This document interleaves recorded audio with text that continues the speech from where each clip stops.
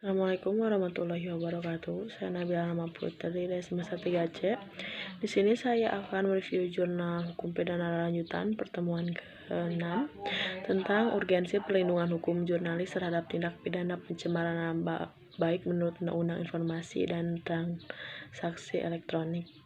Penerapan tindak pidana pencemaran nama baik menurut Pasal 27 Ayat 3 Undang-Undang ITE terhadap profesi jurnalis masih menjadi problematika dalam praktek litigasi, dikarenakan Pasal 27 Ayat 3 Undang-Undang ITE bersifat terlalu luas, sedangkan menurut Undang-Undang Pers, persoalan pemberitaan diselesaikan berdasarkan mekanisme Undang-Undang Nomor 40 Tahun 1999 tentang pers, yakni pengajuan hak jawab, hak koreksi, atau diadukan ke Dewan Pers. Berdasarkan analisis tersebut, putusan hakim tidak tepat karena selain seharusnya diselesaikan dengan mekanisme Dewan Pers terlebih dahulu, unsur-unsur dalam Pasal 27 Ayat 3 Undang-Undang ITE sebagaimana yang diterapkan oleh hakim tidak semuanya terpenuhi.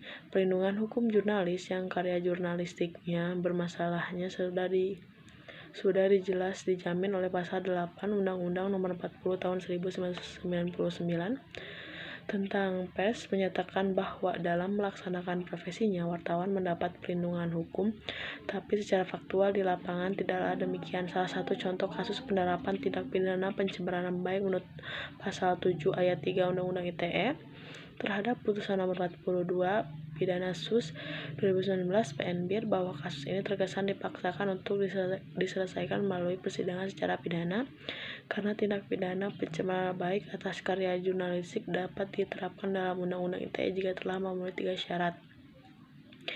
Pertama, harus terlebih dahulu korban menggunakan hak jawab dan korban dan pers melakukan mediasi melalui perantaraan Dewan Pers, dan ketiga, upaya mediasi tersebut ternyata gagal. Kegagalan upaya mediasi dapat ditempatkan sebagai alasan utama penuntutan pidana. Selain itu, menurut penulis terdakwa Epong Reza tidak memenuhi semua unsur yang terdapat dalam Pasal 27 Ayat 3 Undang-Undang ITE sebagaimana didakwakan oleh penuntut umum, di mana unsur tanpa hak tidak terpenuhi karena Reza selaku jurnalis atau wartawan yang menjalankan tugasnya sesuai Undang-Undang Pers dan Kode Etik Jurnalistik. Selain itu, dalam unsur mendistribusikan yang disebarkan ada karya jurnalistik, dan unsur memiliki muatan pencemaran nama baik tidak terpenuhi karena sifat kebenaran berita bukan kebenaran absolut.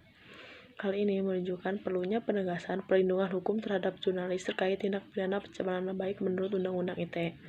Sekian dari saya. Wassalamualaikum warahmatullahi wabarakatuh.